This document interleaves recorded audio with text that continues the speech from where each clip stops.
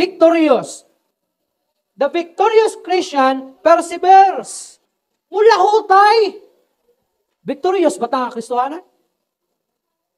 Ang mula hutay, maura gito'y madaugon na Kristohanan. Ingon ang pulong sa Ginoo. Nagdaganta sa lumba. Ang mula hutay, maulang ang gantihan. Ngano importante man ang kining pagkamadaugon sa usa ka Kristohanon? Kay ang pulong pagkamadaugon, maukini siya ang timaan nga ikaw tinuod na magtotoo.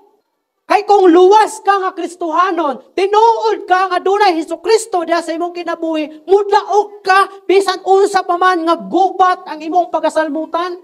Bisan unsa pa man na mga pagsulay, bisan unsa pa man na mga problema, bisan unsa pa man na mga kalistanan, bisan pag adunay mga balatian, mula hutay ka.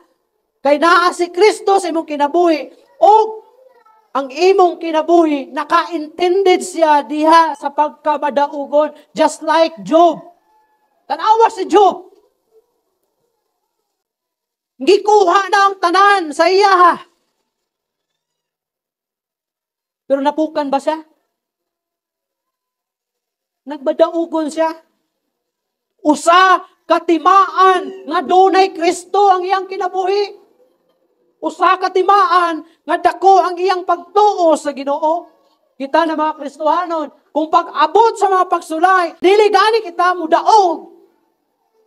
Timaan na nga wala gid pod si Kristo diha sa imong kinabuhi.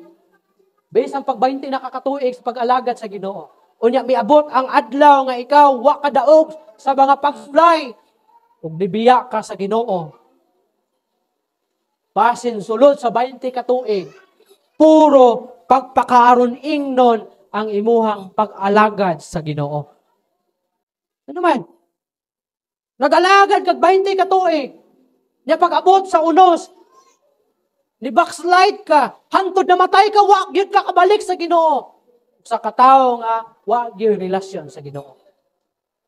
Pero kung ni backslide or ni pahulay, nabugnaw, nya una namatay, nakabalik sa pag-alagad sa Ginoo, tinuod na sa Kristohano. Pero kung namatay ka, wa makabalik sa Ginoo, katong 20 nimo katuig nga pag-alagad sa Ginoo, puros ra to pagpakaron ingnon. Pasabot ato, kapoy-kapoy lang ka. Wa na lang ta ka nang alagad og 20 ka tuig, o man day kay tinuod nga relasyon sa Ginoo, tuo-tuo man day ang tanan. Kay dapat ang usa ka Kristohanon victorious siya. Kung ang usa ka kaminyoon, kung ang usa ka couple, mag-asawa, magtiayon, till death do us part, ang kamatayon ray makabulag. Ang kamatayon rapod ang makapabulag nimo sa Ginoo diri sa kalibutan. Ingon na pulong sa Ginoo. Ingon ni Pablo, Philippians 1:21. For to me to live is Christ and to die is gain. Kay alang ka na akong pagkinabuhi na ang Kristo kapag pagkamatay, mao nga akong kadaugan. Kung namatay ka, nangalagad sa Ginoo, kadaugan. Pero kung wala pa ka namatay, og napildi na kas pangalagad sa Ginoo, bisa pag 20, 30, napulo ka na katuig ng alagad sa Ginoo, og namatay ka, nga wa ka nakabalik sa Ginoo, pag-abot sa mga pagsulay.